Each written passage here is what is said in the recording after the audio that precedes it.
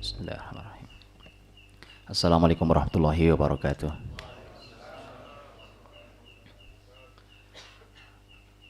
Alhamdulillah alladzi bi ni'matihi tatimmus shalihat.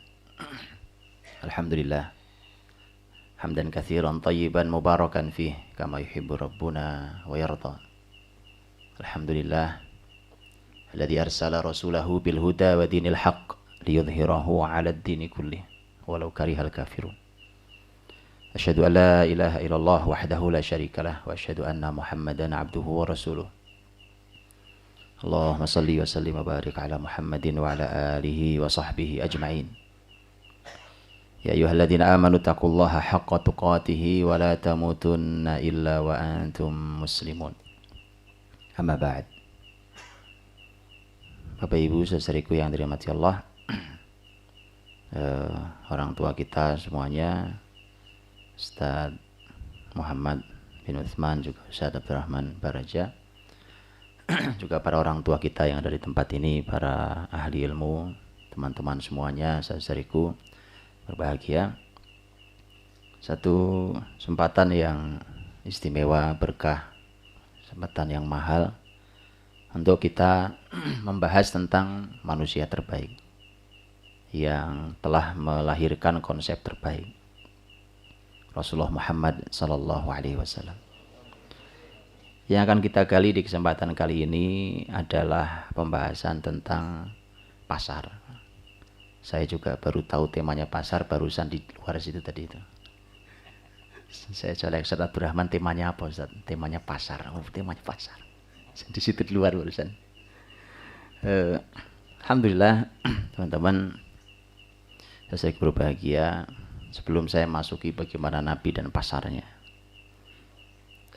yang saya sampaikan di dua ceramah dari tadi dan kemarin, pasar itu sesuatu yang unik, Pak. Karena pasar itu oleh Nabi disebut sebagai syarru biqa'il ard, tempat paling buruk di muka bumi. Dan saya katakan bahwa biasanya kalau yang buruk-buruk kan kita disuruh menjauhi, ternyata pasar tidak. Tempat paling buruk tapi muslimin malah diminta masuk yang paling dalam. Nah, ini yang rumit ini, Pak. Kalau yang lain yang buruk-buruk tinggalkan yang buruk, tinggalkan yang buruk, kan begitu. Ternyata ini tidak. Itulah mengapa pembahasan tentang masalah hal ini, dia tidak boleh pasar ini dimasuki kecuali oleh mereka yang sangat siap. Karena tempat paling buruk. Nabi kan membandingkan, ya, tadi saya sampaikan di kajian pagi Masjid Al-Hikmah tadi. Di hadis itu kan Nabi membandingkan antara masjid dan pasar. Kalau masjid Nabi menyebut sebagai khairu biqa'il ard, sebagai tempat terbaik di muka bumi. Kalau pasar Nabi menyebut wa syarru biqa'iha, tempat paling buruk. Beda. Karena pasar itu masjid, masjid siapapun yang masuk ke masjid bagus. Anak kecil masuk masjid bagus, orang enggak berilmu masuk masjid bagus, orang dewasa, orang berilmu semua bagus.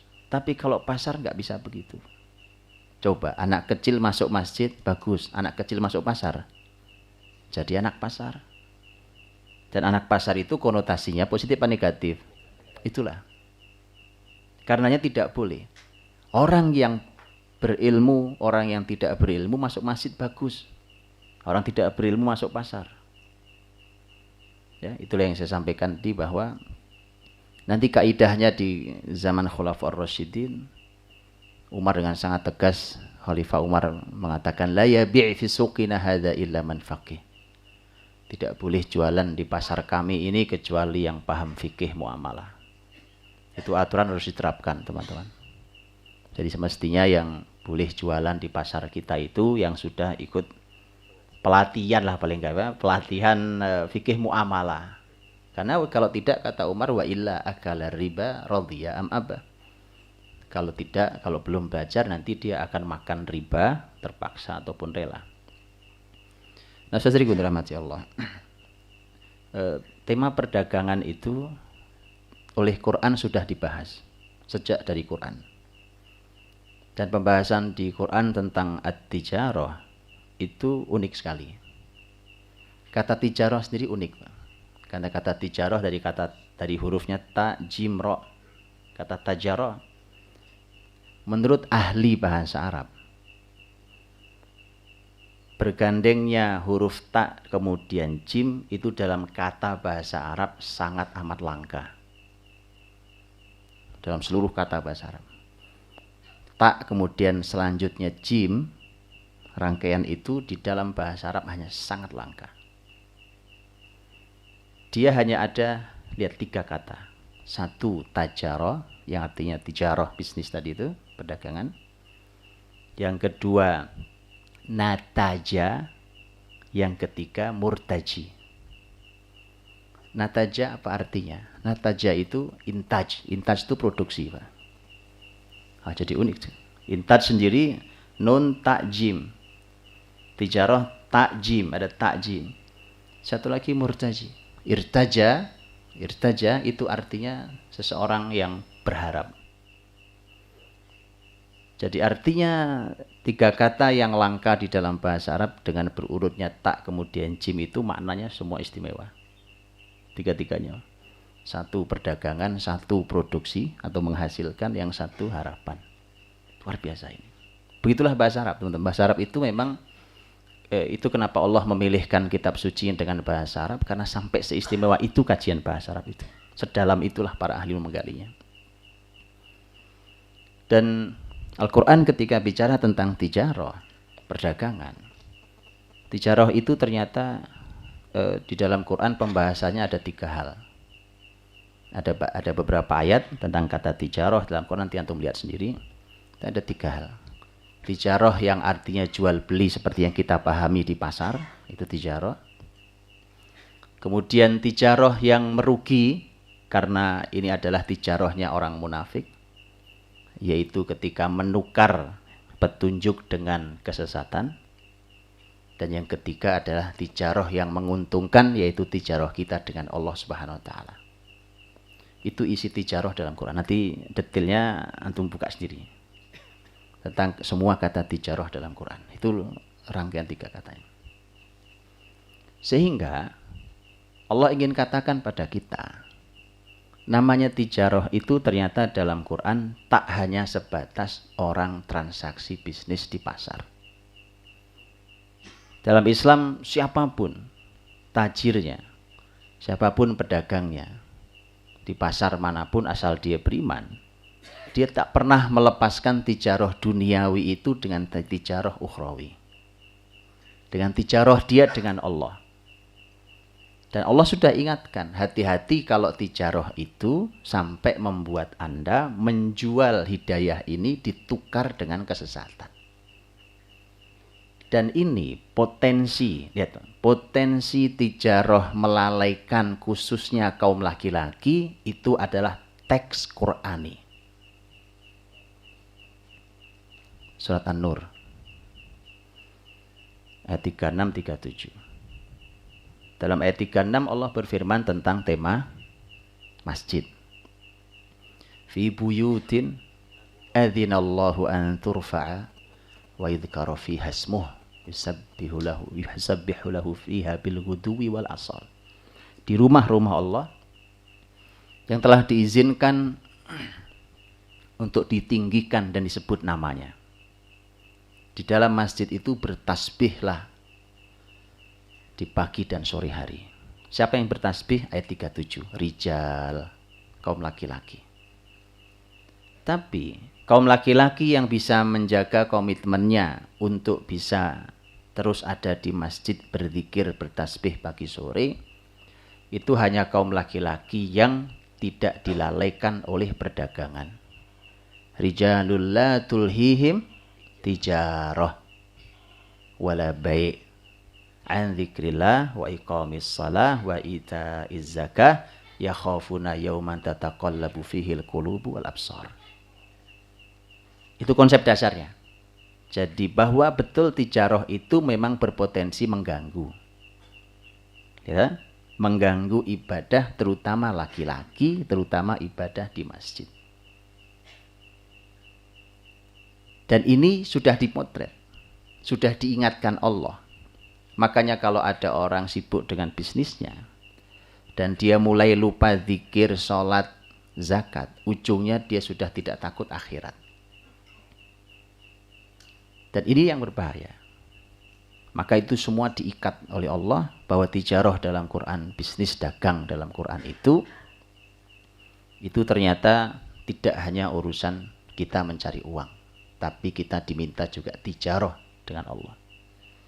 Bukankah ayat yang ada dalam surat Al-Jumu'ah tentang tijarah terbukti telah membubarkan sholat Jumat? Rasul, langsung depan Rasul. Kan?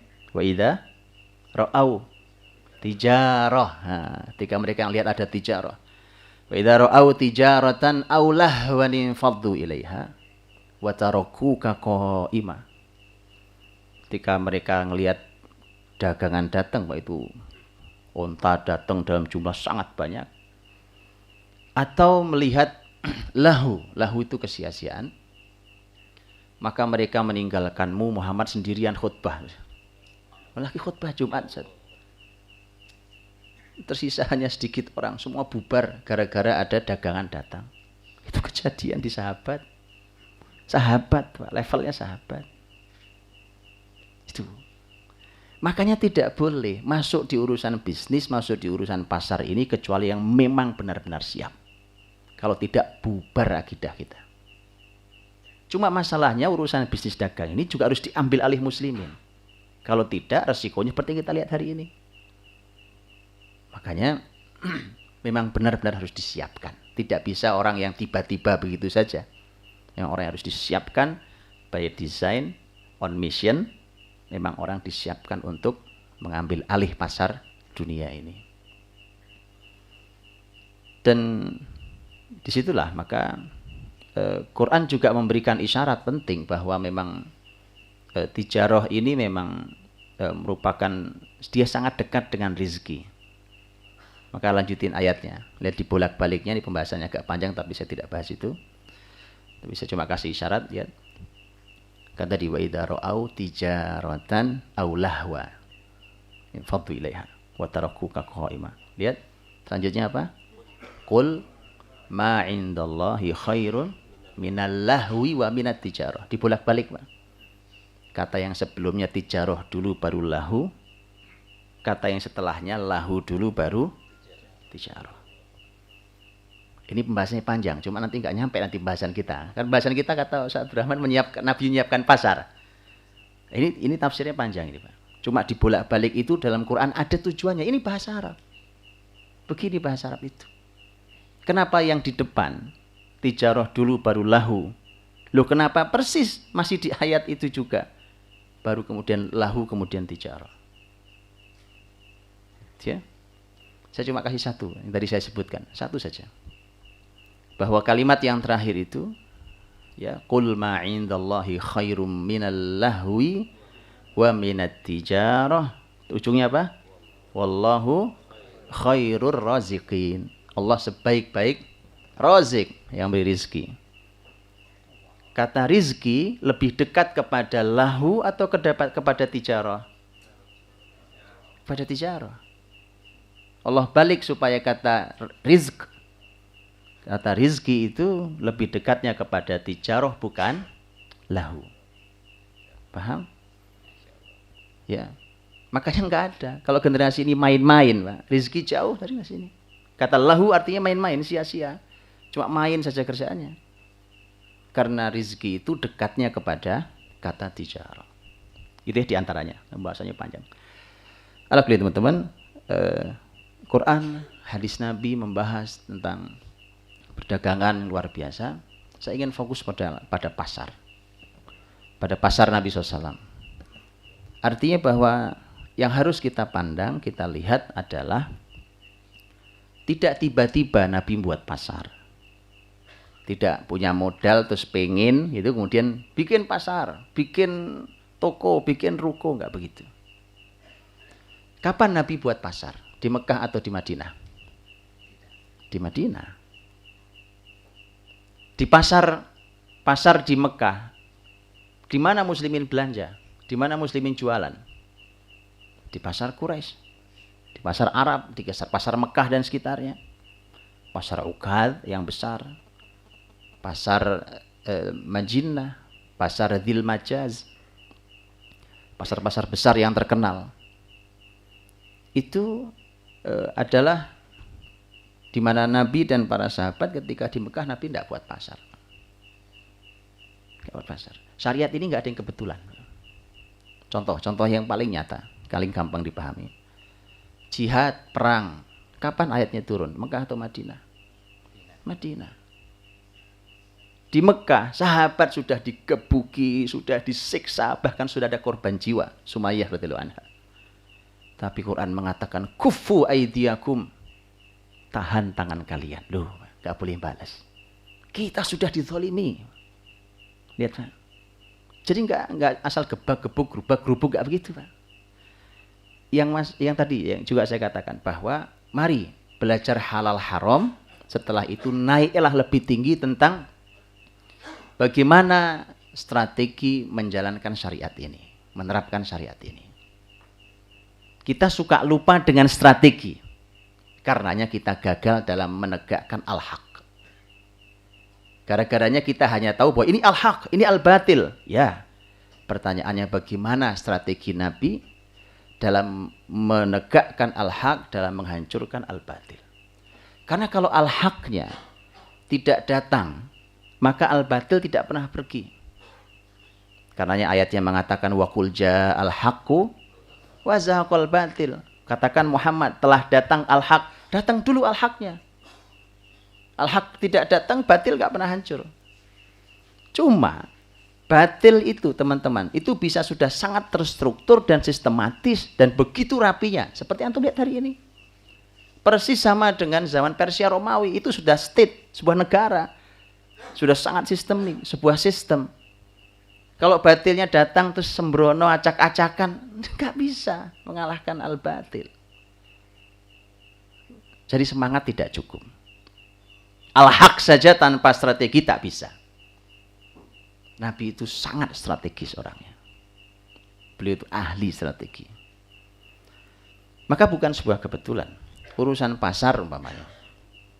Urusan pasar. Nabi SAW tidak membuat pasar di Mekah. Apa Nabi tidak bisa membuat pasar di Mekah? Bisa. Apa yang tidak bisa? Sahabat Nabi itu ahli dagang semua. Mereka punya barang dagangan semua. Muslimin juga ada komunitasnya, bukan? Iya. Tapi itu saat yang salah ketika harus membuat pasar di waktu itu dari banyak kajian. Dan itulah mengapa pembahasan tentang Mekah adalah pembahasan Nabi menyiapkan manusia, tim, sekaligus menyiapkan komunitas. Dan itu sering tidak dibaca hari ini. Itu salah satu rahasia kegagalan pasar muslimin yang dibuka hari ini. Begitu dibuka, pasar muslimin dibuka, kemudian kita juga heran, kok orang pada nggak pindah belanja ke sini ya, tetap aja belanja ke toko yang itu lagi. Karena memang kita belum membina mereka. Kita belum membina mereka. Nabi itu membina sahabatnya sampai menjadi komunitas yang loyal. Komunitas loyal. Sehingga ketika Nabi umumkan hadza suqukum, ini pasar kalian, pindah semua. Sekarang belum begitulah. Belum begitu. Itu teman. Jadi memang perlu strategi. Maka Nabi hadirkan para pedagang ahli dulu, kemudian Nabi hadirkan komunitas yang loyal. Karena itulah seorang ahli sejarah, Dr. Akram Di Al-Umari, beliau mengatakan Nabi SAW itu tidak mengizinkan orang-orang Mekah, muhajirin, untuk megang kebun di waktu di Madinah. Kan orang-orang Madinah itu sebenarnya bukan cuma ingin memberikan buah kurma, tapi ingin memberikan kebunnya sekalian. Diberikan pada saudaranya muhajirin. Tapi Nabi mengatakan jangan. Nah, jangan itu menurut Dr. Akram Dia adalah bahwa kata jangan itu ada beberapa analisa. setidaknya dua analisa. Pertama, orang Mekah itu tidak ahli dalam masalah pertanian. Itu nyata. Itu jelas nyata. Mereka tidak ahli dalam pertanian. Orang Mekah tidak bertani. Kalaupun ada yang punya kebun, kebunnya orang Mekah, orang Quraisy itu kebunnya di Taif. Dan antum tahu jarak dari Mekah ke Taif itu perlu ditempuh dalam perjalanan setidaknya lebih dari 70 kilo, lebih 100 kilo. Sehingga Taif itu kan tempat yang tinggi seperti di sini ini, itu disebut sebagai Bustan Quraisy.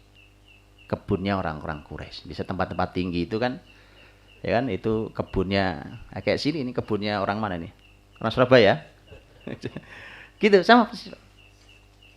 Jadi kebunnya orang Quraisy. Makanya waktu Nabi dilempari di Taif, singgah di kebun anggur, punya siapa? Punya orang Quraisy, bukan punya orang Taif. Jadi yang pertama adalah muslimin Mekah, muhajirin itu memang bukan orang ahli dalam masalah pertanian.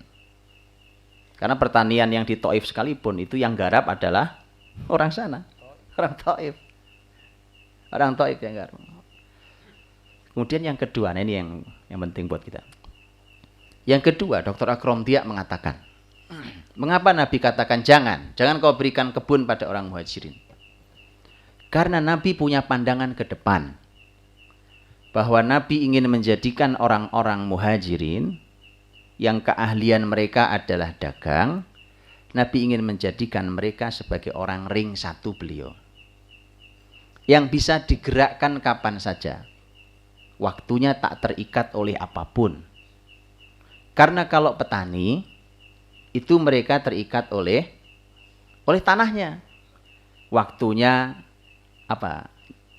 Iya begitu ya, waktunya ini, kalau kurma mengawinkan, waktunya ini, waktunya itu dan seterusnya.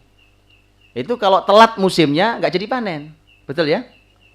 Tapi kalau pedagang, Pak, pedagang itu malah harus keliling sana sini, keliling nggak habisnya. Rihlatas syita'i was-shaif. Mereka harus rihlah, pedagang itu harus rihlah.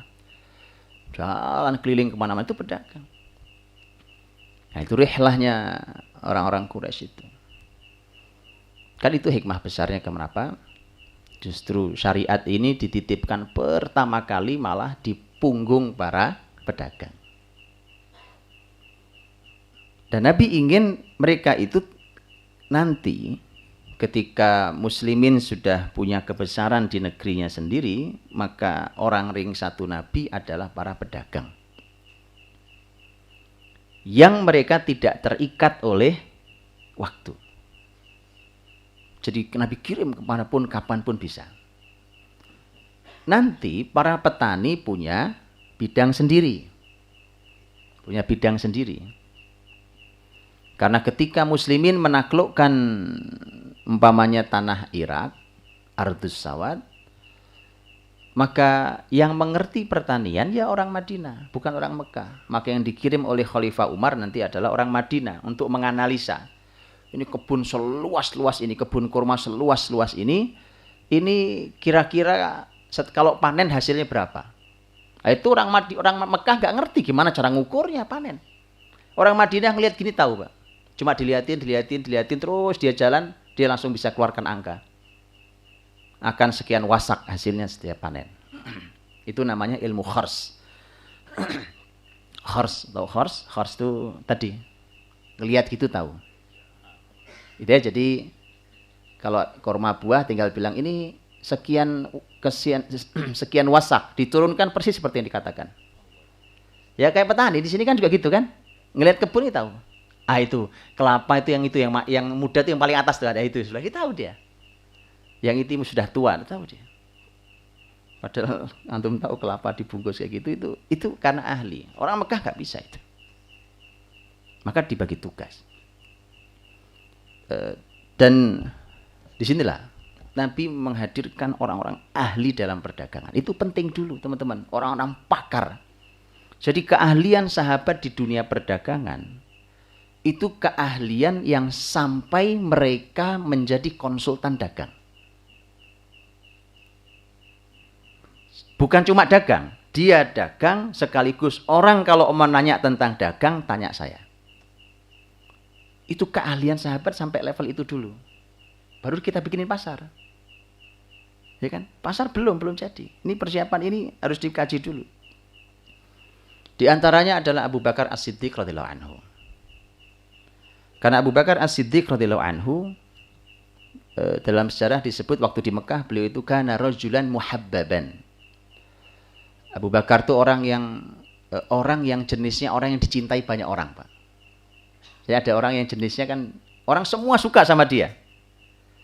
Kenapa? Karena memang orangnya menyenangkan, orang duduk di samping dia nyaman, dan satu lagi, rumahnya Abu Bakar itu tempat berkumpulnya para pedagang untuk bertanya pada Abu Bakar tentang semua hal tentang perdagangan.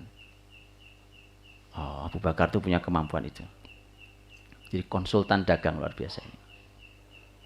Dia, ayo kita didik nih generasi muslim ini sampai punya keahlian kayak Abu Bakar. Abu Bakar bukan satu-satunya yang ahli dagang.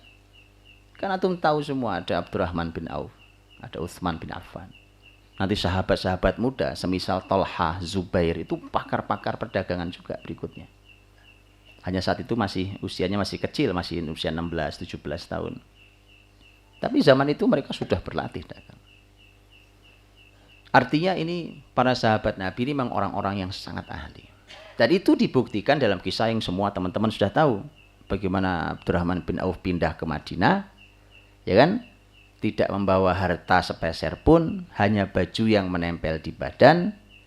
Sampai di Madinah dipersaudarakan dengan Sa'ad bin Rabi' radhiyallahu anhu, salah satu sahabat kaya asli Madinah, ya kan? Kemudian Sa'ad bin Rabi' ingin berbagi semua hal, berbagi kebun, berbagi rumah, bahkan ingin membagi istrinya. Nah itu kemudian lihat kalimat Abdurrahman, barakallahu fi ahlika wa malik. Semoga Allah berkahi keluargamu, Allah berkahi hartamu. Dullani 'ala suq. Buat saya tunjukkan saja di mana pasar.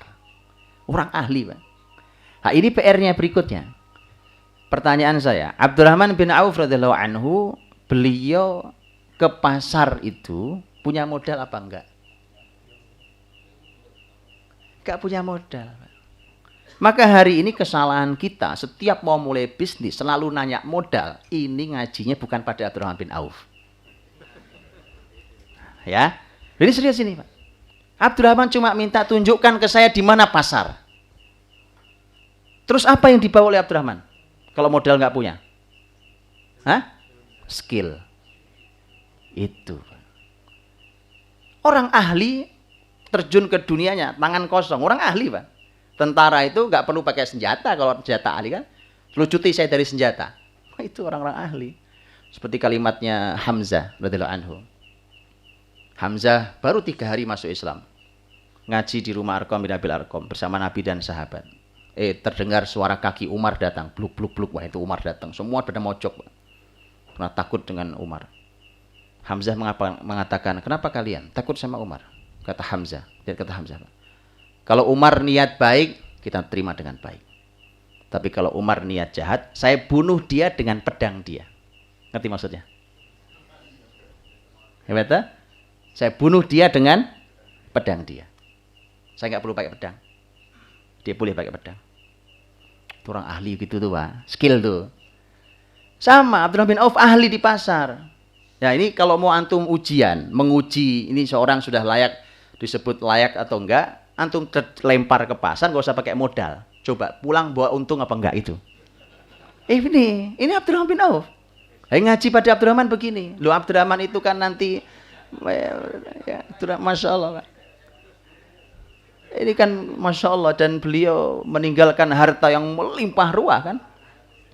Dan kita semua tahu bagaimana Abdurrahman bin Auf kaya raya sampai ketakutan gara-gara saking kayanya. Abdurrahman, ya kan, sampai ungkapan beliau yang sangat kita kenal itu. Andai aku balik batu aku nemu emas. Saking gampangnya nyari duit, Pak. Batu dibalik nemu emas. Saking gampangnya nyari duit, ungkapan. Sehingga Abdurrahman bin Auf nggak pakai modal, nggak ada modal. Masuk pasar, itu masuk pasar. Terus apa yang dilakukan kalau gitu? Gitu, Pak. Tapi tetap harus memperhatikan hukum syariat. Halal haram. Karena hari ini kita sering diajari di dunia entrepreneurship sebagai samsara, sebagai simsar. Dunia samsara, dunia apa namanya? Bahasa kita? Apa namanya? Broker. Broker ya? Broker. Gak diukur halal haramnya. Begini caranya begini tanpa modal Anda punya uang besar. Dan mas coba diukur halal haramnya. Ini mana yang halal, mana yang haram. Karena samsaroh itu kan hukumnya ada yang boleh, ada yang nggak boleh. Harus diukur, nggak semua boleh, nggak semua diukur. Sehingga Abdurrahman tetap perhatikan mana yang halal, mana yang haram.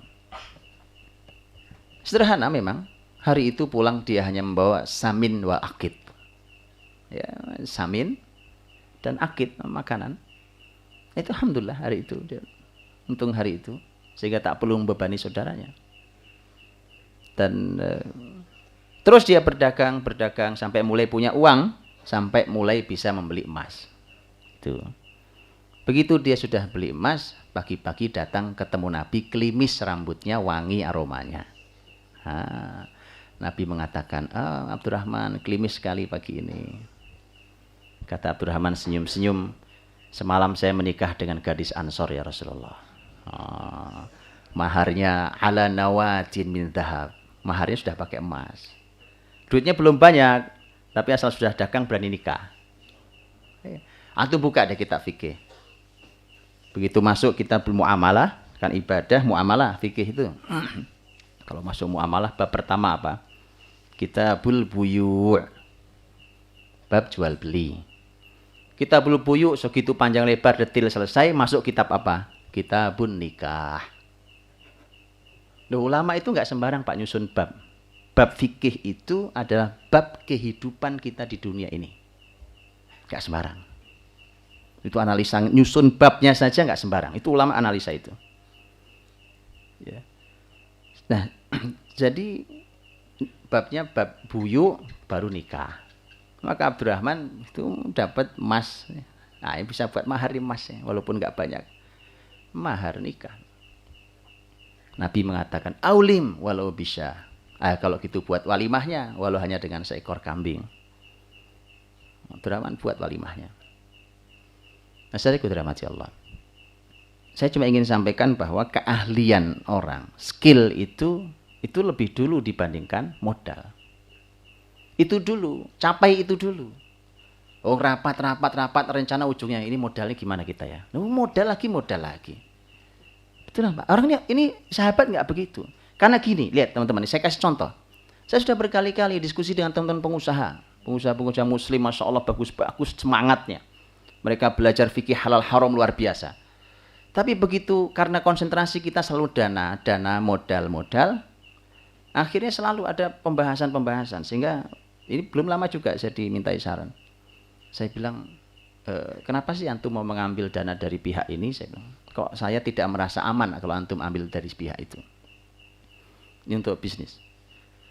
Karena gini Ustaz, kalau kita pakai cara yang biasa lambat. Ini kita perlu percepatan. Itu Pak, itu gara-garanya selalu pembahasannya adalah modal. Percepatan itu teman-teman, Masya Allah, itu sering-sering dijebak oleh musuh Islam. Lu hati-hati, karena begitu Nabi masuk ke Madinah, siapa yang menguasai pasar? Yahudi yang menguasai pasar. Begitu sekarang kita melek sadar Islam, siapa yang menguasai pasar? Sama. Coba. Kenapa kita tidak belajar ke Nabi? Nah, itu kemudian ketika ada teman-teman saya yang Masya Allah pengusaha-pengusaha besar, asetnya besar, terus, bicara tentang percepatan, bicara segala macam. Saya bilang, antum minjam uang nanti kemana? Ke situ. Itu kan Yahudi lagi. Saya bilang gini, coba deh, antum gali lagi sejarah para sahabat. Waktu nanti Nabi buatkan pasar, para sahabat ahli berjualan di pasar itu, pertanyaan saya adalah, apakah para sahabat itu meminjam uang Yahudi untuk menutup pasar Yahudi?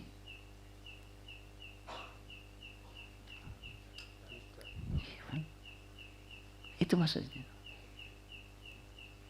Terus kalau tidak minjam uang Yahudi, lambat dong Pak. Nah, Itu menariknya, teman-teman. Jadi percepatan itu tidak selalu menarik. Ya. Tinggal antum niatnya apa? Niat dagangnya apa? Cuma pengen cepat kaya, itu yang nggak masuk memang dari awal. Salah niatnya. Karena orang beriman tuh masuk kemanapun niatnya ibadah. Apalagi ini pasar ini niat besar, ibadah besar. Ya, saya sudah bacakan kemarin di kajian kalimatnya sahabat mulia Abdullah bin Mas'ud radhiyallahu anhu, salah satu ahli Quran. Ya, ketika membahas akhir surat Al-Muzammil, Abdullah bin Mas'ud radhiyallahu anhu kan mengatakan kalau ada seorang muslim membawa barang dagangan dari satu kota ke kota muslim yang lain, kemudian dia niatkan itu, lihat, orang beriman selalu punya niat baik. Maka kata Abdullah bin Mas'ud, maka itu setara dengan dia jihad fisabilillah. Karena disetarakan di dalam surat Al-Muzammil ayat terakhir itu adalah orang-orang yang wa akharuna yadribuna fil ardi yabtaguna min fadlillah wa akharuna yuqatiluna fi sabilillah. Disejajarkan gitu. Baik. Nah, skill tadi itu, teman-teman, itu dimiliki oleh para sahabat Makkah. Sebagian sahabat Madinah punya skill itu. Beberapa sahabat Madinah jadi ada yang memang ahli punya kebun sekaligus ahli dagang, ada yang memang ahli dagang, dan seterusnya. Nah, sekarang Nabi sudah punya nih. Punya orang-orang dengan skill yang tinggi, yang bahkan tanpa modal dia bisa mulai. Kemudian Nabi sudah punya komunitas muslim dengan keislaman yang sangat tinggi, yang sangat loyal. Oke. Apa yang tersisa? Apa yang kurang? Yang kurang tinggal tempat jualannya. Itu urutannya. Makanya begitu hari ini tiba-tiba kita buka pasar, seringkali tidak berhasil. Bukan tidak boleh ya, silakan dibuka. Tapi bukan tidak boleh. Kita akan berbicara tentang sesuatu yang kita berharap lebih besar. Maka Rasul Shallallahu Alaihi Wasallam saat itu berpikir tempat. Nabi sudah kelilingi pasar. Nabi itu jalan ke pasar ini, pasar itu. Ada pasar Yahudi Bani Qainuqa, pasar Ka'ab bin Ashraf. Ada berbagai macam pasar. Pasar Yahudi Bani Quraidah, pasar Yahudi Bani Nadir. Itu Nabi datang itu, pasar-pasar itu. Penting. Antum masuk ke pasar-pasar Yahudi itu penting untuk ngelihat. Oh gini tuh pasar Yahudi itu. Karena muslimin saat belum punya pasar sendiri, maka mereka jualan di pasar Yahudi. Jualan di pasar Yahudi, transaksi muamalah itu halal bahkan dengan orang kafir. Halal asal dipenuhi syarat syariatnya, halal kan masalah. Itu transaksi, itu urusan duniawi. Tapi lagi-lagi pembahasan itu bukan sebatas halal haram, teman-teman. Kalau babnya halal haram, kalau sebatas berhenti di bab itu, ya maka tidak hadir peradaban Islam ini. Halal haram itu hal sangat penting, mendasar sekali, tapi bukan segala-galanya. Artinya bukan keseluruhannya hanya berhenti di situ. Karena para sahabat Nabi SAW, kan kalau mau bicaranya, apakah boleh jualan atau jual beli dengan orang Yahudi di pasar mereka? Jawaban fikihnya boleh. Tapi kalau antum berhenti cuma boleh halal, nggak ada pasar muslimin, betul? Itu kenapa saya katakan tadi, halal haram penting, tapi naiknya lebih tinggi lagi, naik lebih tinggi lagi. Ini kan bukan sekedar halal dan selesai. Pertanyaannya, lihat, bagaimana muslimin bisa nyaman menerapkan syariat fikih muamalah jual beli kalau jual belinya di dalam sistem dan pasar Yahudi. Itu sama aja kayak orang main bola di lapangan orang. Orang sebelah punya lapangan, kita asik main bola. Yang punya rumah keluar, woi bubar. Sama persis. Kita jualan di sistem di pasar Yahudi. Yang punya pasar teriak-teriak, bubar. Gitu. Maka muslimin harus memikirkan itu. Beberapa hari lalu saya kedatangan tamu seorang pengusaha muslim yang luar biasa. Salah satu pertanyaan saya bilang, Pak, akhi, ini pasar antum ini akan mudah diganggu, ditutup nggak oleh musuh Islam? Karena hari ini banyak yang ditutup, entah ditutup di produksi, entah ditutup di distribusi, macam-macam gitu. Yang menarik, ini teman-teman ini sudah mulai sadar. Ini alhamdulillah teman kita bilang, tidak mungkin Ustaz. Loh, tidak mungkin? Iya, tidak mungkin. Karena begini dan bahkan pengalaman saya, setiap saya buka cabang, maka toko yang sama dengan toko saya milik mereka tutup. Ini keren. Itu maksud saya. Karena Muslim itu punya visi, tidak sebatas orang cuma jualan nyari duit, ya gitu. Ada visi besar, selalu membawa Islam di punggung kita ini. Tetap bawa Islam ini. Gitu ya. Baik, Nabi perlu tempat. Tempat untuk muslimin jualan. Udah Nabi cek keliling pasar. Maka Nabi memutuskan untuk membuat pasar. Pasar Nabi disebutkan pertama kali Nabi buat di Baqi' Zubair namanya. Baqi' Zubair. Baqi' Zubair dibuatkan oleh Nabi, kemudian dibuatkan cuma tenda sederhana. Pasar Nabi itu cuma tenda sederhana. Dibuatkan tenda sederhana, ditancap begitu. Begitu Nabi membuat pasar, sudah dengan tenda sederhana ditancapkan dan muslimin tahu ini pasar yang dibuat Nabi. Orang Yahudi juga tahu Muhammad dan para sahabatnya membuat pasar. Maka salah satu pemimpin tertinggi Yahudi Bani Nadir, yaitu Ka'ab bin Ashraf, yang juga punya pasar pribadi, namanya Pasar Ka'ab, marah besar. Begitu marah besar, Ka'ab datang ke pasar tenda Nabi itu, dia acak-acak dihancurkan oleh Ka'ab. Ayo, apa pelajarannya, Pak? Apa pelajarannya buat kita? Hah? Nah, pelajarannya buat kita apa? Takut apa gitu? Gahi, antum harus siapkan diri. Begini, ini Masya Allah, saya teringat terkesan dengan kalimatnya almarhum Pak M. Nasir, ya, yang beliau katakan, itu benar. Kalau Anda bicaranya pendidikan aman, karena pendidikan itu jangkanya panjang. Melahirkan generasi kan nggak setahun 2 tahun, 15 tahun, 20 tahun gitu ya, lama. Musuh Islam, itu masih nanti. Kalau antum masuk ke ekonomi, mulai itu diawas-awas ya, ekonomi mulai diawasi. Masuk politik sampai seakar-akarnya. Makanya aneh, kita memasuki dunia yang seperti itu, kemudian kita tidak menyiapkan diri. Sendiri, habis dimakan. Gak bisa, Pak. Makanya dengan berukhuwah beginilah, ini harus dilanjutkan sampai dalam ukhuwah pasar, ukhuwah bisnis, ukhuwah harta. Maka ketika sudah dihancurkan pasar Nabi tadi dibuat itu, Nabi tidak putus harapan. Nabi malah berkata begini, kata Nabi, besok akan saya buatkan pasar lagi yang baru yang membuat dia semakin marah. Nah, lihat apa yang terjadi. Ya kita lihat tuh, apa yang Nabi pikirkan supaya Yahudi semakin marah. Tapi antum harus sudah siap. Kenapa siap?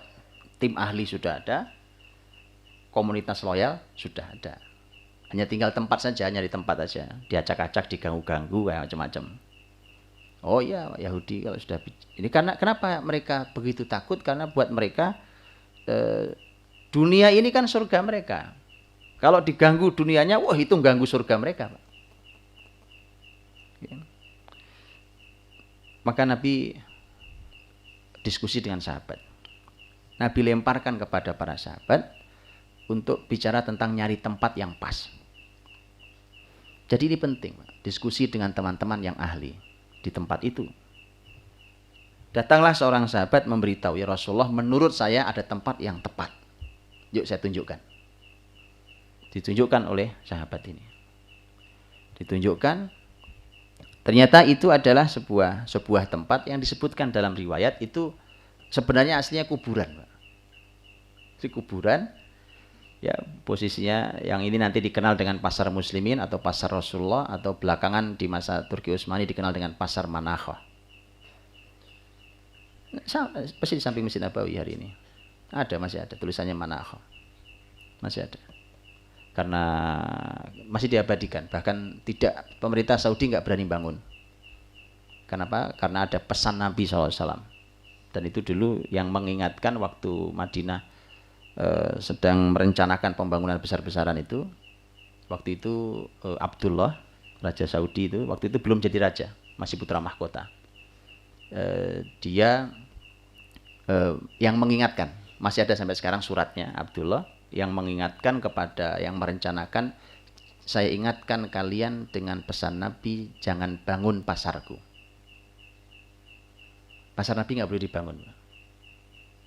Nggak boleh dibangun itu maksudnya nggak boleh ada gedung, nggak boleh ada tempat yang khusus, nggak boleh.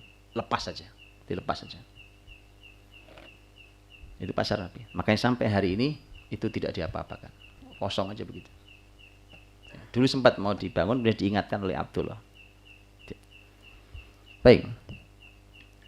Begitu Nabi ditunjukkan itu, Nabi diskusi, dialog dengan pemilik tanah itu, masyarakat Ansor, kemudian kata Nabi, baik, tepat, kita buat di sini, maka dibuat di situ. Nah, justru dibuat di tempat itu langsung berhadapan dengan pasar terbesar di Madinah, yaitu pasar Yahudi Bani Qainuqa. Jadi sekarang face to face nih. Ayo sekarang kuat-kuatan pasar. Oh, ini enggak sembarang. Jadi kalau tadi Ka'ab bin Ashraf terganggu dekat dengan pasar dia, Nabi pindahin ke pasar yang lebih besar, dekat pasar yang lebih besar. Kalau tadi kan milik pribadi, pasar Ka'ab. Ini pasar suku Yahudi yang terbesar bahkan, Bani Qainuqa. Sudah Nabi buat sama sederhana. Kemudian Nabi memberikan kaidah-kaidah tentang pasar. Nah, ini kalau mau ngalahin pasar Yahudi nih Pak, nggak bisa. Pasar Yahudi polanya sama ya kan, mirip ya, yuk bangun ruko ya kan. Habis itu ayo siapa yang mau nyewa, sewa.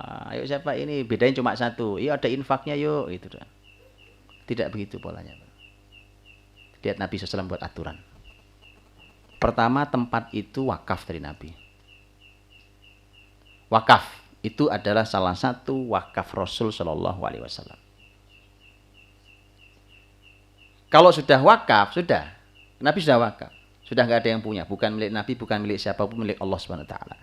Kemudian Nabi Shallallahu Alaihi Wasallam saat itu memberikan kaidah. Kata Nabi, setidaknya ada 4 kalimat Nabi. Nabi mengatakan la yudayyak, jangan dipersempit. Kemudian Nabi mengatakan la yuntaqasan. Kata naqs itu artinya dikurangi. Jangan ada pengurangan-pengurangan. Kemudian Nabi SAW mengatakan la yu'khadz. Nabi SAW mengatakan tidak boleh ada pungutan. Pungutan-pungutan di pasar. Enggak boleh ada apapun pungutan. Nabi mengatakan juga la tatahajjaru. Jangan saling menghajar. Hajar itu menghalangi saudara, menghalangi hajar. Menutup, jangan. Sudah, terus Nabi berpesan tadi, jangan bangun pasar saya. Sudah, diwakafkan Nabi SAW. Maka di pasar muslimin itu, di sana ada keberkahan wakaf, teman-teman. Nah, disinilah rahasianya. Bukankah kita selama ini ngaji dalam Quran dan disampaikan oleh para ahli ilmu kita, bahwa untuk menghentikan sistem ribawi dengan 2 cara kan? Apa itu? Iya. Yang pertama firman Allah Subhanahu wa taala. Allah berfirman, "Wa halallahu al-bai'a wa harrama riba." Al-bai'. Yang kedua, Allah Subhanahu wa taala berfirman tentang sedekah. Tentang sedekah. Ya kan? Yamhaqullahu riba wa yurbi as-sadaqat. Jadi 2 hal. Riba itu untuk menjatuhkan sistem ribawi dengan 2 hal. Satu dengan baik, jual beli. Yang kedua dengan sedekah. Nah, di pasar Nabi itu tergabung dua-duanya. Tanahnya saja wakaf. Itu sedekah tertinggi. Wakaf itu kalau secara jumlah tertinggi. Gitu ya. Ini saya tidak bicara tentang hukum. Kalau hukum zakat yang wajib. Tapi wakaf. Maka wakaf ini tertinggi. Nah, di wakaf itu di dalamnya ada tijarah. Maka gabungan antara jual beli dan sedekah di pasar Nabi. Nah, itu yang bisa nutup sistem Yahudi nanti. Karena transaksi mereka pasti ribawi. Ribawi. Itu mereka lakukan. Gitu ya, jadi harus menggabungkan dua itu. Karena gini teman-teman, ternyata kenapa Allah sebutkan dua? Itu kalau salah satunya belum berjalan itu pincang. Dan itu belum bisa menjatuhkan sistem ribawi.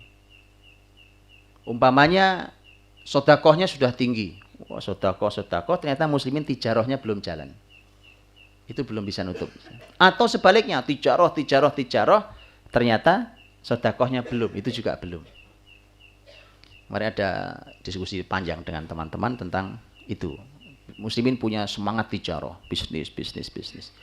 Ternyata begitu dianalisa, terkadang kita kepentok dengan, wah ini kemahalan, di harga di pasar ini nggak masuk, segala macam. Kadang-kadang musuh Islam itu menggunakan cara yang sangat curang. Yang itu tidak bisa ditiru oleh muslimin karena haram. Sehingga kita kalah bersaing dalam masalah harga umpamanya gitu.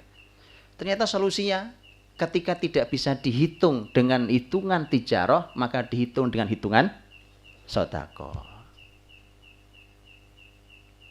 Makanya ini cerita salah satu teman kita kemarin, beliau cerita bahwa ketika kumpul para peternak nasional, mereka kan keluhannya tentang pembibitan yang mahal. Maka teman kita ini mengatakan, bagaimana kalau pembibitan gratis 0 rupiah? Mereka bilang, bercanda ini Pak. Bisa. Pakai cara apa? Ini konsep sedekah ini. Sedekah ini kan salah satu bentuknya wakaf, salah satu bentuknya. Dan seterusnya. Jadi luar biasa sebenarnya. Nah, itu di pasar Nabi dua-duanya ada. Baik. Sekali lagi ketika Nabi Shallallahu Alaihi Wasallam dengan para sahabat seperti itu sudah kemudian mulai pasar dibuka. Begitu pasar mulai dibuka itu, mulailah muslimin nanti bertransaksi di situ, memperhatikan rambu-rambu yang Nabi buat. Dan Nabi Shallallahu Alaihi Wasallam melakukan kunjungan berkala ke pasar untuk memperhatikan, untuk mengontrol betulkah muslimin dalam transaksi tijarahnya. Karena kalau nanti ini konsepnya selalu, Pak. Konsep selalu gini, ini konsep selalu menjadi kaidah muslimin dan para pemimpin Islam dulu. Bahwa, karena ini pesan Nabi, juga pesan dulu Umar bin Khattab umpamanya ketika ngirim pasukan, itu suka ngasih pesan kepada panglimanya. Kadang-kadang ditulis dalam surat, pesannya gitu. Kalian itu dengan musuh kalian, kalian kalah. Kalah jumlah, kalah perbekalan. Persenjataan kan juga kalah.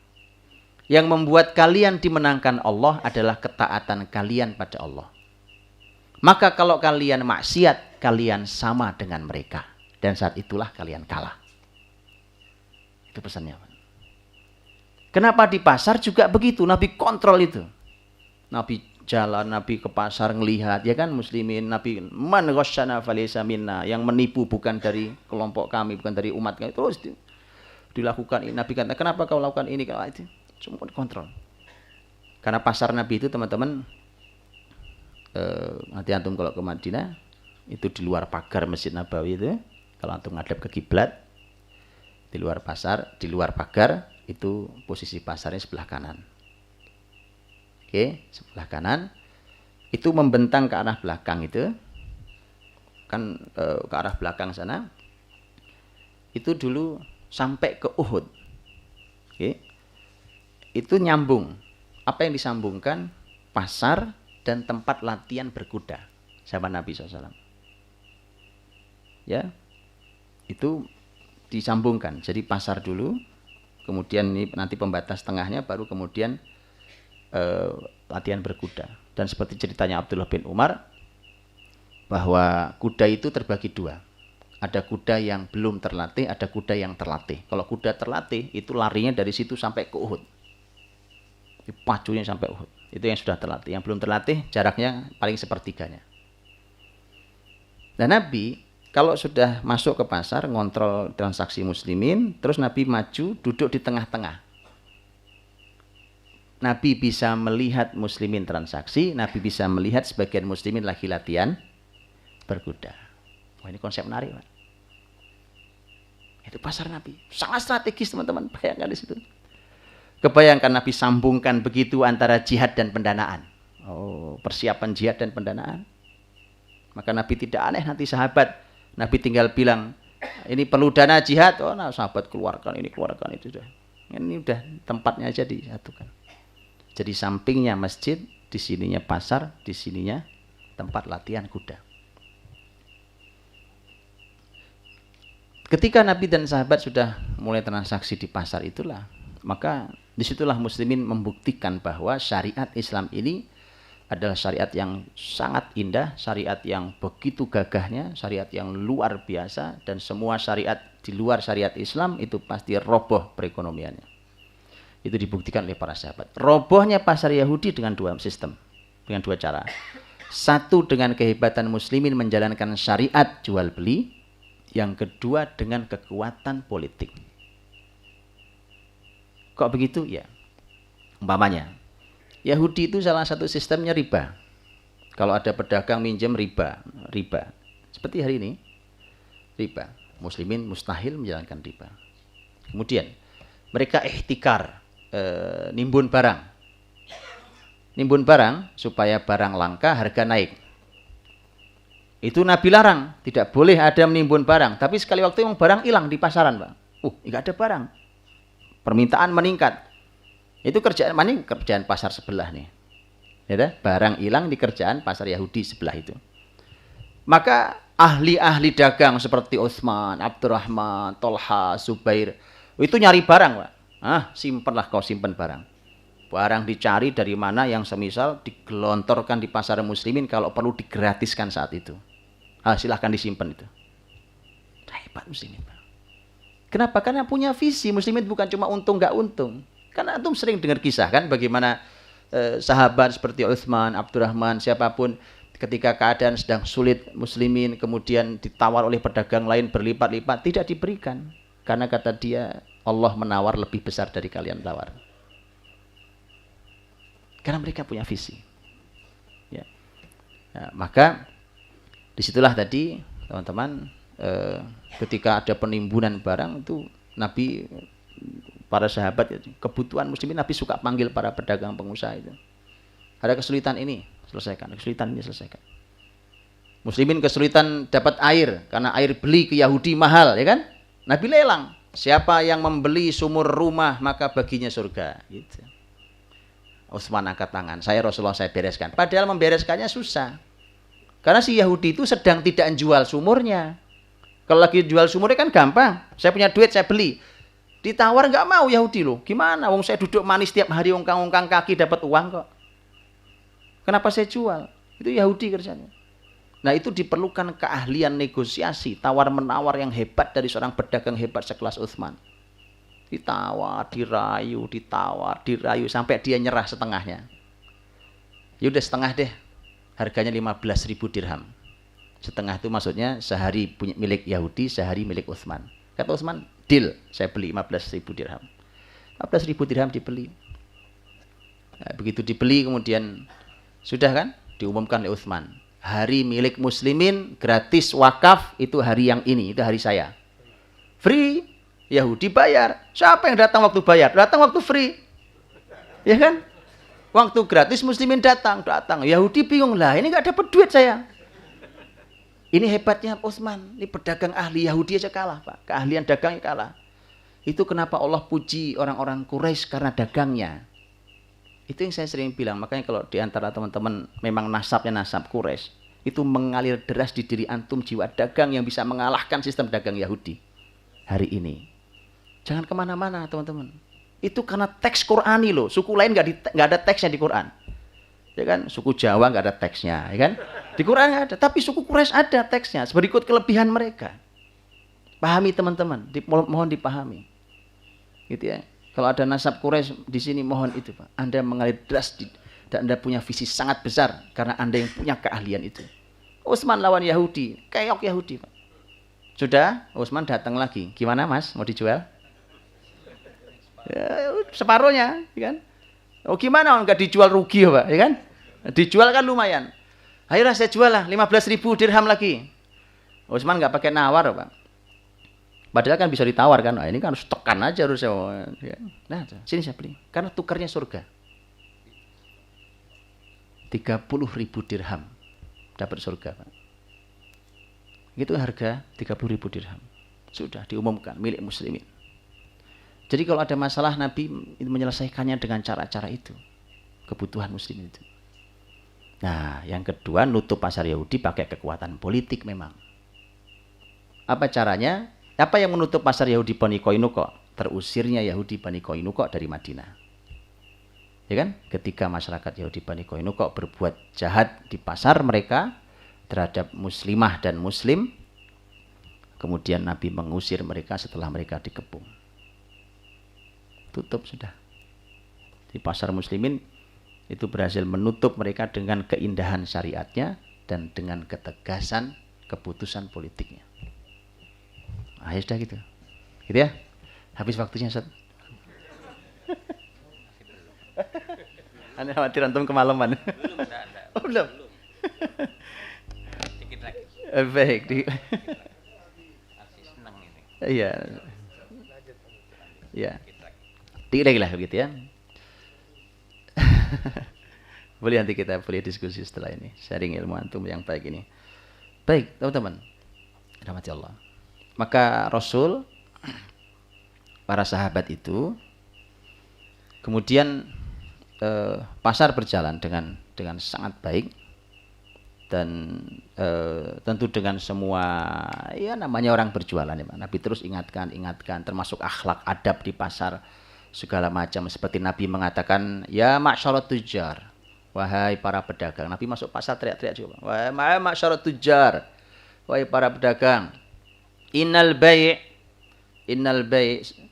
yahduruhu al-hilf wallahu fashubuhu bisadaqah. Kata Nabi, wahai para sekalian pedagang, namanya jual beli itu ada saja sumpah-sumpahnya dan ada saja sia-sianya. Namanya dagang, Pak, jualan ya kan. Ya akhi wallahi ini barang, sumpah-sumpah itu. Maka Nabi katakan fashubuhu bisadaqah. Ayo, makanya dibersihkan pakai sedekah. Jadi sedekah itu bukan bersihin barang haram, teman-teman. Ya, ini bukan haram babnya. Orang ngambil riba, korupsi, terus kemudian sedekah yang banyak supaya suci. Yuk, gimana sucinya? Ini balikin sama yang punya, bukan dengan disedekah, kan ini fikihnya siapa? Ini uang punya orang, ini bukan, ini harta-harta kita. Cuma tadi ya adalah keruh-keruhnya ya, pakai sumpah-sumpah, pakai ya kan, pakai kadang-kadang sia-sia perkataannya. Namanya orang jualan, gitu. Maka kata Nabi, ayo sedekah untuk bersihkan itu. Itu muamalah. Nabi sampaikan banyak sekali kalimat-kalimat dan dalam kajian fikih muamalah nanti silahkan dipelajari.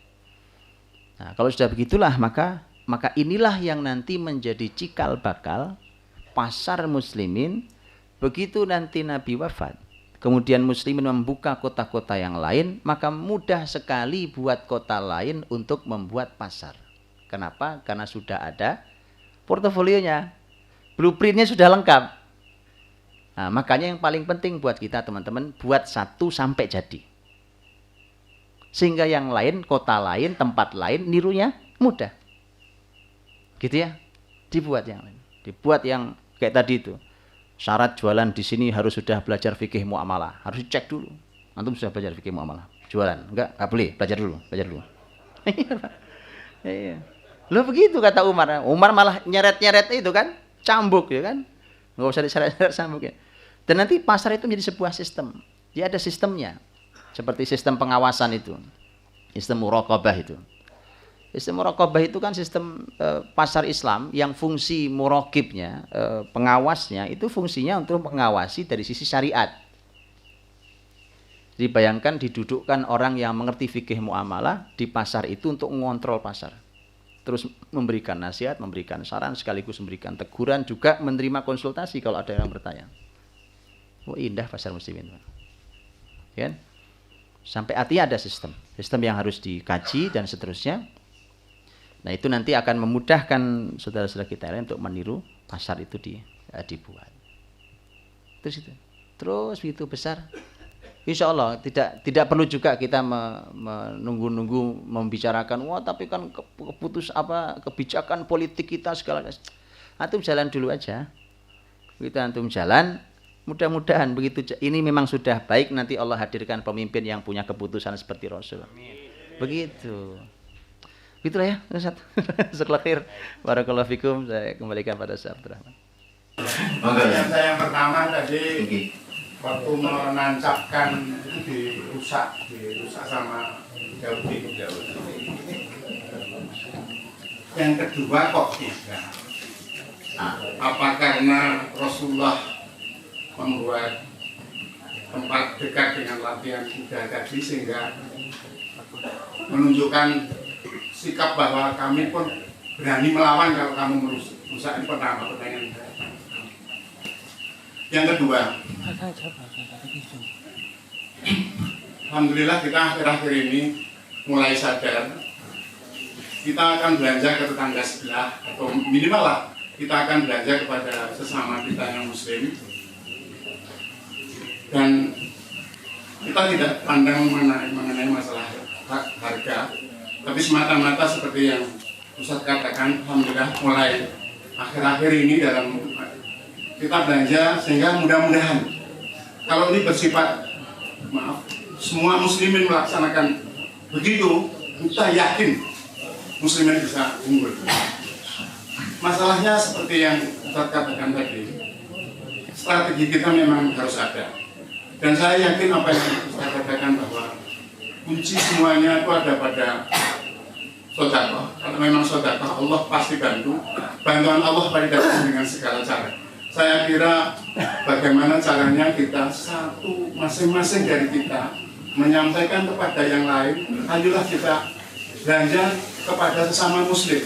Umpama toh sugih ya sugih sesama muslim. Maaf saya kira cuma demikian Ustaz. Kami mohon maaf yang pertama itu pertanyaan saya. Assalamualaikum warahmatullahi wabarakatuh.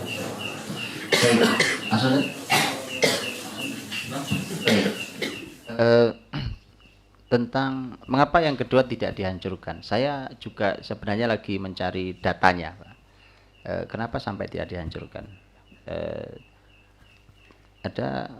Ada buku yang belum selesai lagi saya baca, penulisnya Dr. Abdul Aziz Ka'ki, judul bukunya Suq Manakhoh, Pasar Manakhoh, Pasar Nabi. Penulisnya masih hidup, salah seorang yang sudah berusia dan beliau peneliti besar. Beliau aslinya arsitektur, orang di dunia arsitektur, seorang arsitek dan tapi masya Allah sangat menguasai sejarah Madinah. Beliau tinggal di Madinah sekarang dan saya berjumpa beliau, kemudian beliau mewakafkan buku-bukunya ke saya, itu karya selama penelitian beliau selama 25 tahun. Ada buku dan salah satu jilidnya itu tentang pasar Manakhoh. Saya juga nyari penjelasan ulama tapi belum ketemu mengapa Nabi SAW kenapa Nabi ketika yang kedua kok Yahudi tidak berani menghancurkan. Wallahu alam.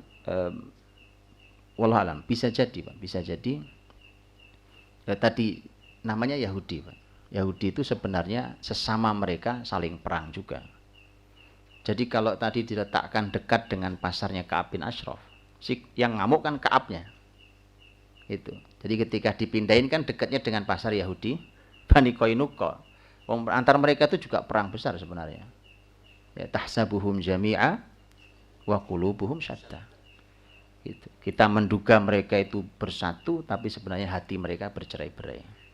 Itu begitu ayat. Nah, satu. Yang kedua mungkin jadi, wallahualam, mungkin jadi karena itu memang ada di perkampungannya masyarakat Madinah, masyarakat Ansor. Jadi pasar yang diletakkan Nabi yang kedua itu memang posisinya ada di posisi masyarakat Khazraj, Pak. Yang di situ ada pemimpin besar Khazraj. Di antaranya adalah Sa'ad bin Ubadah radhiyallahu anhu. Itu. Bisa jadi itu juga menjadi penyebabnya, wallahu alam. Itu saya kira, Pak.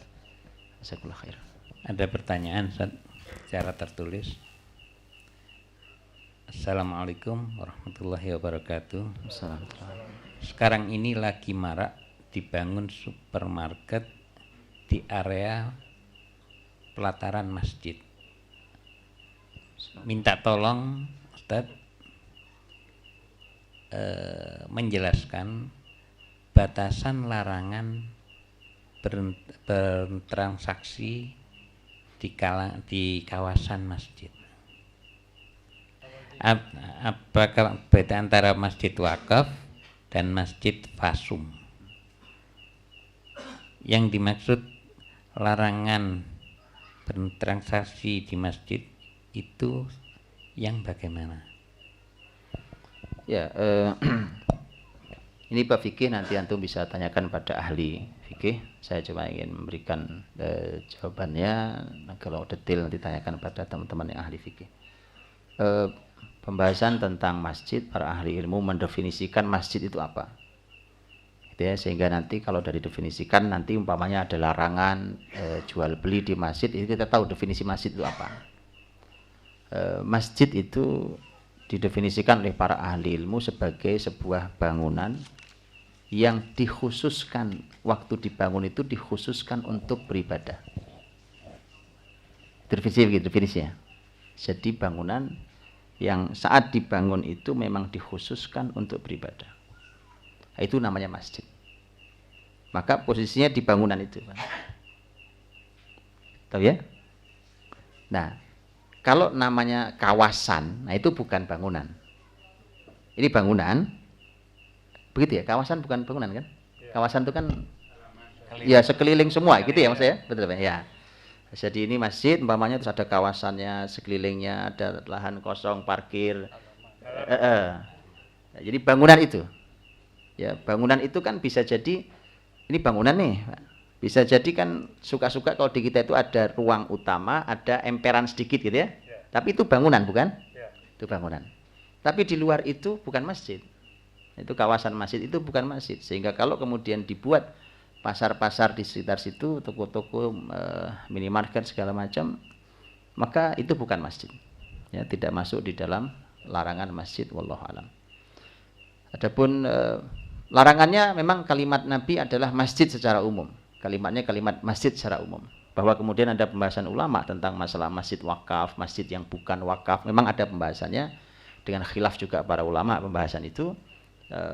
Dan itu persis itu sebenarnya pembahasan juga sama tentang pembahasan iktikaf di masjid yang mana, tetapi ada sebagian ulama yang menjelaskan tentang umpamanya tema iktikaf, tema larangan berjualan itu kalimatnya kalimat umum, masjid apa saja, asal namanya masjid, asal dibangun memang khusus untuk ibadah, itu namanya masjid, apapun status masjid itu. Contohnya umpamanya ketika tema iktikaf, wa antum aakifuna fil masajid, dan kalian iktikaf di masjid-masjid. Masjid apa? Quran tidak menyebutkan masjid apa. Masjid yang statusnya wakaf atau bukan wakaf, Quran tidak menyebutkan itu. Asal dia masjid, kalian bisa iktikaf di sana. Itu menurut pendapat sebagian ulama. Ya, maka sebagai kehati-hatian tentu larangan tadi itu juga berlaku di masjid manapun. Baik itu statusnya wakaf ataupun dia belum wakaf. Wallahu ta'ala alam bishawab. Terima kasih Ustaz. Mau tanya satu Ustaz. Oh, dua ya, wes, alhamdulillah boleh dua. Yang pertama tentang tata letak tadi, masjid, terus ada lapangan, ada seperti itu yang sudah pernah dibuat di Indonesia ini, contohnya di mana? Supaya kita bisa belajar meniru. Itu yang pertama. Yang kedua, kalau saya salah saya minta maaf, tadi disebutkan bahwa sedekah yang paling bagus itu adalah wakaf. Kalau memang betul ya saya terima kasih. Saya khawatir tanggapan saya salah. Baik. Terima kasih. Assalamualaikum warahmatullahi wabarakatuh. Assalamualaikum warahmatullahi wabarakatuh. Kalau pasar itu di mana yang sudah seperti itu, nah itu saya juga belum tahu Pak. Itu justru menjadi PR kita untuk membuatnya. Dan sebenarnya begini, tata kota Madinah di zaman Nabi itu selalu menjadi inspirasi untuk tata kota negeri-negeri Islam dimanapun. Makanya kalau antum melihat masjid yang ada asli dulu Masjid Nabawi zaman Nabi yang sebenarnya masih dipertahankan sampai hari ini, itu dibangun di kota-kota manapun, di Syam, di Turki, dimanapun modelnya sama. Apa model sama itu? Karena masjid juga punya model Pak di zaman Nabi itu, dan itu ada kajiannya sendiri. Gitu ya, Dr. Abdul Aziz Ka'aki itu nulis tentang masjid itu ribuan halaman, ini juga belum selesai bacanya. tentang Madinah saja. Kan begitu dahsyat analisanya. Saya kasih contoh sedikit tentang masjid. Masjid itu dibikin oleh Nabi kan masjid itu kotak gitu kan asli Pak. Ya kan dibangun tembok, ada pintunya, beberapa pintu.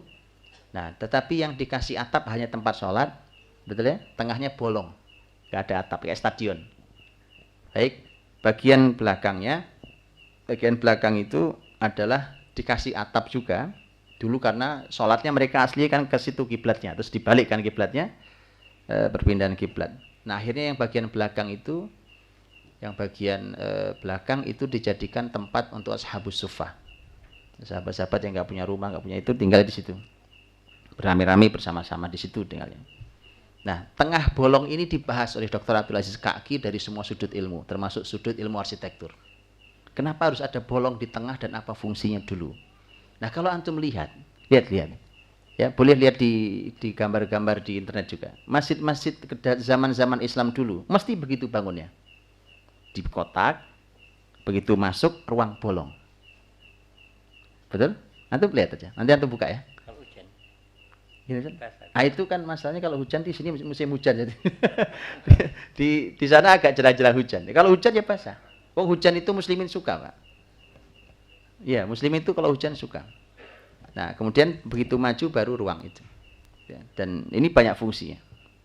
Nah, jadi kalau di negeri Nabi dulu karena masjid itu adalah sentral ruhnya orang beriman, sentral kehidupan orang beriman ditaruh di tengah. Ditaruh plek begitu. Nah, rumah itu mengitari masjid. Jadi komplek perumahan itu ngitarin masjid. Nah, kayak yang gini antum harus cari di mana perumahannya kayak gitu. Jadi masjid dibikin di tengah dan semua sahabat mengitari masjid rumahnya sampai di arah kiblatnya dan mereka harus memastikan bahwa mereka bisa sampai ke masjid itu masalahnya. Ya, supaya kan agak seimbang ini nih. Nah, kalau masjid tempatnya di paling pojok sana, nah itu kan agak beda rasanya kan. Ini di tengah, itu Nabi. Baik. Dikelilingi itu. Nah, Masjid Nabawi yang hari ini 75% kurang lebih. 75% rumah-rumah sahabat itu sudah masuk ke dalam masjid semua. Yang dulu rumah sahabat itu sudah masuk semua dalam masjid, 75%. Yang sekitar 25%-nya itu ada di sebelah luar kebangunan itu di arah kiblat. Di pelataran ya, di pelataran bagian arah kiblat itu 25%-nya di situ kurang lebih. Nah, begitu rumah-rumah itu, Pak, tadi ya, itu rumah-rumah ini masjid, kemudian rumah. Nah, sebelah kanan sini baru pasar tadi itu. Ini juga ada rumah-rumah sahabat, masyarakat Khazraj di sini. Nah, ini ada rumah-rumah di sini, ada pasar di sini. Gitu. Pasar sebelah sini, tadi saya bilang mundur ke belakang itu ada tempat kuda, latihan kuda, pacuan kuda, sampai membentang ke belakang Uhud di belakang. Nah, yang begitu saya belum tahu. Tapi kalau enggak ya kita buat yuk. Gitu, Pak. Loh iya, muslimin kan begitu. Kita kan enggak usah nunggu orang, kita buat. Mudah-mudahan menjadi inspirasi kita. Enak, belajar sejarah itu antum akan menemukan inspirasi yang bahkan belum difikirkan orang. Dan pasti berkahnya inspirasi Nabi. Ya. Baik, kemudian yang berikutnya tadi tentang wakaf. Iya, Pak, tidak salah dengar. Begini, apa yang saya maksud dengan kalimat bahwa ini sedekah terbaik? Gini, Pak. Coba dengarkan hadis Nabi yang kita semua hafal. Idza mata banu Adam in qata amaluhu illa min salat. Apa yang ketiga-tiganya itu? Pertama apa? Nah, sedekah jariyah. Kata jariyah artinya ngalir. Kalau saya sedekahkan air minumnya tadi, maka sudah habis saya minum. Tapi kalau yang saya sedekahkan sumurnya, itu bukan sedekah, itu wakaf sumur. Karena wakaf itu pada ahli ilmu barangnya harus selalu ada. Nggak boleh habis. Kalau air sudah habis saya minum tuh. Ini sedekah, ini infak sedekah di sini. Air habis. Ini sedekah terbaik, memberi minum. Tapi begitu saya wakaf sumurnya, karena sumurnya selalu ada. Nah, itu kalau Allah takdirkan, seperti yang Allah takdirkan pada sumur rumah, sudah 15 abad itu pahala terus ngalir buat Utsman sampai hari ini. Saya infak makanan, dimakan habis. Tapi kalau saya wakafkan dapur, seluruh hasil dapur ini selalu untuk siapapun, nah itu nggak ada habisnya. Selama dapur terus gitu ya. Nah, makanya di sisi itu yang saya maksud tentang bahwa ini memang kita perlu bicara tentang sangat khusus tentang wakaf, karena ilmu wakaf di muslimin hari ini juga masih menyedihkan. di negeri ini. Bukan cuma musliminnya Pak, yang ngurus wakaf aja nggak ngerti wakaf. Padahal wakaf itu adalah pendanaan yang sangat amat besar, teramat besar di dalam peradaban Islam. Itu perlu ilmu sendiri untuk membahas hal itu. Wallahu a'lam bishawab. Bismillahirrahmanirrahim. Allahumma shalli wa sallim wa barik ala Muhammadin wa ala alihi wa sahbihi ajma'in. Walhamdulillahi rabbil alamin. Ya Hayyu ya Qayyum birahmatika nastaghits. Ya Hayyu ya Qayyum birahmatika nastaghits. Ya Hayyu ya Qayyum birahmatika nastaghits. Allahumma aghnina bihalalika an haramika wa bi ta'atika an ma'siyatik wa bika amman siwak. Ya Ghaniyyu ya Hamid ya Ghafuru ya Wadud. Aghnina bihalalika an haramik wa bi ta'atika an ma'siyatik wa bika amman siwak. Allahumma aslih ahwalal muslimin. Allahumma aslih wulata umuril muslimin. Allahumma aslih lana dinana alladhi huwa ismatu amrina wa dunyana allati fiha ma'ashuna wa akhiratana allati ilayha ma'aduna. Allahumma la tusallit alaina man la yakhafuka fina wa la yarhamuna. Rabbana taqabbal minna innaka antas samiul alim wa tub alaina innaka antat tawwabur rahim. Allahumma a'izzal Islam wal muslimin. Allahumma a'izzal Islam wal muslimin. Allahumma ansuril ikhwanana al-mustad'afina fi kulli makanin wa kulli zaman ya arhamar rahimin. Rabbana atina fid dunya hasanah wa fil akhirati hasanah wa qina adzaban nar. Subhana rabbika rabbil izzati amma yasifun wa salamun alal mursalin walhamdulillahi rabbil alamin.